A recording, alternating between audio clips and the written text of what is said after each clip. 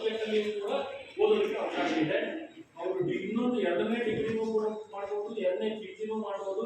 ಅದ್ರ ಜೊತೆಗೆ UG certificate ಇರ್ಬೋದು, UG ಡಿಪ್ಲೊಮಾ ಇರ್ಬೋದು, ಇಲ್ಲ PG ಸರ್ಟಿಫಿಕೇಟ್ ಇರ್ಬೋದು, PG ಡಿಪ್ಲೊಮಾ ಇರ್ಬೋದು, ಅಥವಾ B.Ed ಕೂಡ ಯಾರಾದರೂ ಟೀಚರ್ಸ್ ಏನಾದರೂ ಇದ್ರೆ ಅವರು ನಮ್ಮಲ್ಲಿ B.Ed ಕೂಡ ಮಾಡೋದಕ್ಕೆ ಕೂಡ ಅವಕಾಶ ಇದೆ. ಈಗಾಗಲೇ ನಿಮಗೆ ತಿಳಿಸುತ್ತೆ, ಕರ್ನಾಟಕ ರಾಜ್ಯ ಮುಕ್ತ ವಿಶ್ವವಿದ್ಯಾಲಯದಲ್ಲಿ ಪದವಿ ಮತ್ತು ಸ್ನಾತಕೋತ್ತರ ಪದವಿ ಶಿಕ್ಷಣ ಪಡೆದ ಸಾವಿರಾರು ವಿದ್ಯಾರ್ಥಿಗಳು ರಾಜ್ಯ ಕೇಂದ್ರ ಸರ್ಕಾರ ವಿವಿಧ ಶ್ರೇಣಿಯ ಸರ್ಕಾರಿ ಹುದ್ದೆ ಪಡೆದು ಕಾರ್ಯನಿರ್ವಹಿಸುತ್ತಿದ್ದಾರೆ. KAS, IAS, ಪೊಲೀಸ್ ಅಧಿಕಾರಿಗಳಾಗಿ, ಪ್ರಾಧ್ಯಾಪಕರಾಗಿ, ಶಿಕ್ಷಕರಾಗಿ ಕರ್ನಾಟಕ ಮಾಡುತ್ತಿರುವುದು ಹೆಮ್ಮೆಯ ವಿಷಯ. ನಿಮಗೆಲ್ಲರಿಗೂ ಗೊತ್ತಿರಬೇಕು, ಕರ್ನಾಟಕದ ಪ್ರಸ್ತುತ ಮಾನ್ಯ ಮುಖ್ಯಮಂತ್ರಿಗಳು ಕೂಡ ನಮ್ಮ ವಿಶ್ವವಿದ್ಯಾಲಯದಲ್ಲಿ ರಾಜ್ಯಶಾಸ್ತ್ರ ವಿಭಾಗದಲ್ಲಿ ಅವರು ಸ್ನಾತಕೋತ್ತರ ಪದವಿಯನ್ನು ಪಡ್ಕೊಂಡಿದ್ದಾರೆ. ಈಗ ನಾವು ಸುಮಾರು ಎಕ್ಸಾಂಪಲ್ ನೋಡಬಹುದು. ಮೇಡಮ್ ಉಮಾಶ್ರೀ ಅವರು ಕೂಡ ನಮ್ಮಲ್ಲಿ ಡಿಗ್ರಿ ಪಡ್ಕೊಂಡಿದ್ದಾರೆ. ಜಯಮಾಲಾ ಮೇಡಮ್ ಕೂಡ ನಮ್ಮಲ್ಲಿ ಡಿಗ್ರಿಗಳನ್ನ ಪಡ್ಕೊಂಡು PhD ಮಾಡಿದ್ದಾರೆ. CT ರವಿ ಅವರು ಇರ್ಬೋದು, UT ಕಾಲರ್ ಇರ್ಬೋದು, ರವಿಡಿ ಚನ್ನಣ್ಣ ನಿಮಗೆಲ್ಲ ಗೊತ್ತಿರುವಂತ IAS ಆಫೀಸರ್ ಅವರು ನಮ್ಮಲ್ಲಿ PhD ಈಗ ಮಾಡ್ತಾ ಇದ್ದಾರೆ. ಈಗ ನಮ್ಮ 2026-27 ಜುಲೈ ಆವೃತ್ತಿ UGC ಅನುಮೋದಿತ 65 ODM ದೂರ ಶಿಕ್ಷಣ ಕೋರ್ಸ್ಗಳಿಗೆ ನಾವು ಪ್ರೋಗ್ರಾಮ್ಗಳಿಗೆ ಈಗ ಅಡ್ಮಿಷನ್ ಕೊಡ್ತಾ ಇದೀವಿ. ಅದ್ರ ಜೊತೆಗೆ 10 ಆನ್ಲೈನ್ ಪ್ರೋಗ್ರಾಮ್ಗಳಿಗೂ ಕೂಡ ಈಗ ನಾವು ಈಗ ಪ್ರವೇಶಾತಿಗೆ ನಾವು ಈಗ ಕಾಲ್ಫರ್ ಮಾಡಿದ್ದೀವಿ. ವಿದ್ಯಾರ್ಥಿಗಳು BA ಇರ್ಬೋದು, BSc ಇರ್ಬೋದು, BCom ಇರ್ಬೋದು, ಜೊತೆಗೆ MA, MSc, MCom, MBA, so library ಸೈನ್ಸ್ಗೆ ಸಂಬಂಧಪಟ್ಟ ಕೋರ್ಸ್ಗಳು ಯಾವುದೇ ಕನ್ವೆನ್ಷನಲ್ ಯೂನಿವರ್ಸಿಟಿಯಲ್ಲಿ ಇರುವಂತಹ ಪ್ರತಿಯೊಂದು ಡಿಗ್ರಿಗಳು ಕೂಡ ನಮ್ಮ ಯೂನಿವರ್ಸಿಟಿಯಲ್ಲಿ ಕೂಡ ಇದ್ದಾವೆ. ಸೊ ಯಾವುದೋ ಕಾರಣಕ್ಕೆ ಈಗಾಗಲೇ ವಿದ್ಯಾಭ್ಯಾಸವನ್ನು ಅರ್ಧಕ್ಕೆ ಮೊಟಕುಗೊಳಿಸಿರಬಹುದು, ಇಲ್ಲ ರೆಗ್ಯುಲರ್ ಯೂನಿವರ್ಸಿಟಿಗೆ ಹೋಗಿ ಅಟೆಂಡೆನ್ಸ್ 75% ಅಟೆಂಡೆನ್ಸ್ ತಗೊಂಡು ನಮ್ಮ ಕೈಲಿ ಓದಕ್ಕಾಗಲ್ಲ ಅಂತ ಯಾವ್ದಾದ್ರು ಪಾರ್ಟ್ ಟೈಮ್ ಜಾಬಲ್ಲಿ ಇರ್ಬೋದು, ಇಲ್ಲ ಫುಲ್ ಟೈಮ್ ಜಾಬಲ್ಲಿ ಇರ್ಬೋದು, ದುಡಿಮೆಯಲ್ಲಿ ಇರ್ಬೋದು. ಸೊ ಬೇರೆ ಬೇರೆ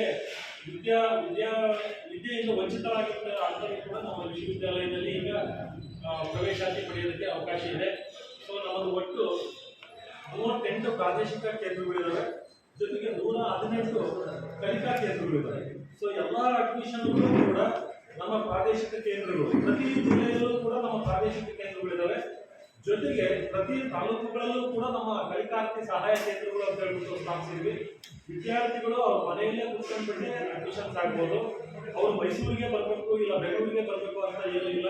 ಯಾವುದೋ ಒಂದು ಬೀದರ್ನ ಒಂದು ಬಾಲ್ಕಿ ಅಂತ ಒಂದು ಮೂಲೆಯಲ್ಲಿರುವಂಥ ವಿದ್ಯಾರ್ಥಿಗಳು ಕೂಡ ಅಲ್ಲಿಯೇ ಗೈಡೆನ್ಸ್ ಕೊಡೋದಕ್ಕೆ ಕಲಿಕಾರ್ಥಿ ಕೇಂದ್ರಗಳಿದ್ದಾವೆ. ಅಲ್ಲಿ ಗೈಡೆನ್ಸ್ ತಗೊಂಡ್ಬಿಟ್ಟು ಅಲ್ಲೇ ಬೀದರಲ್ಲಿರುವಂತಹ ಒಂದು ಪ್ರಾದೇಶಿಕ ಕೇಂದ್ರಕ್ಕೆ ಹೋಗ್ಬಿಟ್ಟು ಆನ್ಲೈನಲ್ಲೇ ಅಡ್ಮಿಷನ್ ಮಾಡೋದಕ್ಕೆ ಎಲ್ಲ ಅವಕಾಶಗಳು ಕೂಡ ನಾವು ಮಾಡಿಕೊಟ್ಟಿದ್ದೀವಿ. ಇದ್ರ ಜೊತೆಗೆ ಲ್ಯಾಟರಲ್ ಪ್ರವೇಶ ಕೂಡ ನಮ್ಮಲ್ಲಿ ಇದೆ.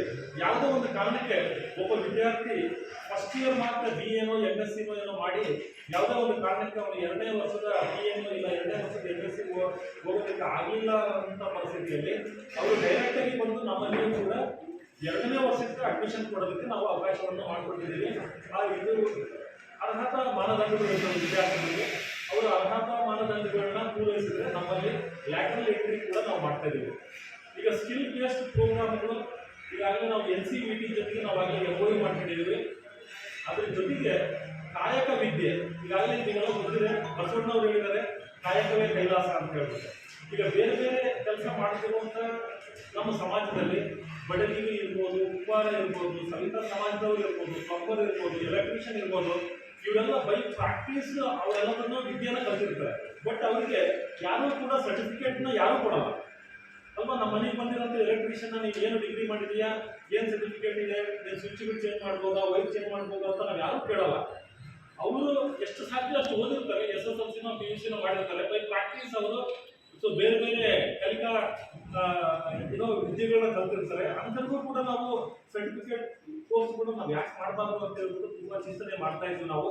ಅಂಥವ್ರಿಗೂ ಕೂಡ ಇನ್ನು ಕೆಲವೇ ದಿನಗಳಲ್ಲಿ ನಾವು ಅವರಿಗೆ ಒಂದು ಸಿಲೆಬಸ್ ಫ್ರೇಮ್ ಮಾಡಿಬಿಟ್ಟು ಮಿನಿಮಮ್ ಎಜುಕೇಷನ್ ಕ್ವಾಲಿಫಿಕೇಶನ್ಸ್ ಏನಿರಬೇಕು ಅಂತ ಹೇಳ್ಬಿಟ್ಟು ನಾವು ಡಿಸೈಡ್ ಮಾಡಿ, ಸೊ ನಾವು ಕಲಿಕಾ ವಿದ್ಯೆಗೆ ಸಂಬಂಧಪಟ್ಟಂಗೆ ಇಲ್ಲ 3 ತಿಂಗಳು 6 ತಿಂಗಳು 1 ವರ್ಷದ ಸರ್ಟಿಫಿಕೇಟ್ ಕೋರ್ಸ್ಗಳು ಕೂಡ ನಾವು ಮಾಡಬೇಕು ಅಂತ ಹೇಳಿದ್ದೀವಿ. ಇದೆಲ್ಲರ ಜೊತೆಗೆ ಕರ್ನಾಟಕ ರಾಜ್ಯ ಮುಕ್ತ ವಿಶ್ವವಿದ್ಯಾಲಯಕ್ಕೆ ಸಮಾಜದ ಬಗ್ಗೆ ಆಮೇಲೆ ಇನ್ನೂರು ವರ್ಗಗಳ ಬಗ್ಗೆ ತುಂಬಾ ಕಾಳಜಿ ಇದೆ ಅಂತ ಹೇಳೋದಕ್ಕೆ ಇಷ್ಟಪಡ್ತೀನಿ ನಾನು. ಅಲ್ಪಸಂಖ್ಯಾತ ವಿದ್ಯಾರ್ಥಿಗಳು ಏನಿದಾರೋ ಮುಸ್ಲಿಂ ಇರ್ಬೋದು, ಕ್ರಿಶ್ಚಿಯನ್ ಇರ್ಬೋದು, ಸಿಖ್ ಇರ್ಬೋದು, ಬುದ್ಧಿಸ್ಟ್ ಇರ್ಬೋದು, ಜೈನ್ ಇರ್ಬೋದು, ಪಾರ್ಸಿ ಇರ್ಬೋದು, ಇವರೆಲ್ಲರಿಗೂ ಕೂಡ ನಾವು 100ಕ್ಕೆ 100ರಷ್ಟು ನಾವು ಅಡ್ಮಿಷನ್ ಫೀಸ್ನ ನಾವು ವೇವ್ ಆಫ್ ಮಾಡ್ತಾ ಇದೀವಿ. ಕಾರಣ ಏನು ಅಂತಂದ್ರೆ ನಮಗೆ ಅಲ್ಪಸಂಖ್ಯಾತ ಕಲ್ಯಾಣ ಇಲಾಖೆ ಜೊತೆಗೆ ನಾವು ಒಂದು ಒಡಂಬಡಿಕೆ ಮಾಡ್ಕೊಂಡು ಅಲ್ಲಿಂದ ನಾವು ಹಣನ ಸ್ಯಾಂಕ್ಷನ್ ಮಾಡಿಸ್ಕೊಂಡ್ಬಿಟ್ಟು ಎಲ್ಲಾ ವಿದ್ಯಾರ್ಥಿಗಳಿಗೂ ಕೂಡ ನಾವು ಫ್ರೀ ಎಜುಕೇಶನ್ ಕೊಡ್ತಾ ಇದೀವಿ. ಹೋದ ವರ್ಷ ಸುಮಾರು 13 ಕೋಟಿ ನಮಗೆ ಅಲ್ಪಸಂಖ್ಯಾತ ಇಲಾಖೆಯಿಂದ ಹಣ ಬಂದಿದೆ. ಈಗಾಗಲೇ ಇನ್ನು ಅಡ್ಮಿಷನ್ ಶುರುವಾಗೋದಕ್ಕಿಂತ ಮೊದಲೇ ನಮಗಾಗಲೇ 5 ಕೋಟಿ ನಿಮಗೆ ಕೊಡ್ತೀವಿ ಅಂತ ಹೇಳ್ಬಿಟ್ಟು ಅಲ್ಪಸಂಖ್ಯಾತ ಇಲಾಖೆಯಿಂದ ನಮಗಾಗಲೇ ಪತ್ರ ಕೂಡ ಅವರು ಬಂದಿದ್ದಾರೆ. ಇನ್ನು ನಮಗೆ ಅಡ್ಮಿಷನ್ಸ್ ನೋಡ್ಕೊಂಡ್ಬಿಟ್ಟು ನಮಗೆ ಎಕ್ಸ್ಟ್ರಾ ಇನ್ನು ಎಷ್ಟು ಹಣ ಬೇಕಾಗ್ತದೆ ಅನ್ನೋದನ್ನು ನಾವು ಕ್ಯಾಲ್ಕುಲೇಟ್ ಮಾಡಿಬಿಟ್ಟು ನಾವು ಎಕ್ಸ್ಟ್ರಾ ಹಣಕ್ಕೂ ಕೂಡ ಈಗಾಗಲೇ ನಾವು ಪತ್ರ ವ್ಯವಹಾರ ಈಗಾಗಲೇ ಮಾಡಿದ್ದೀವಿ.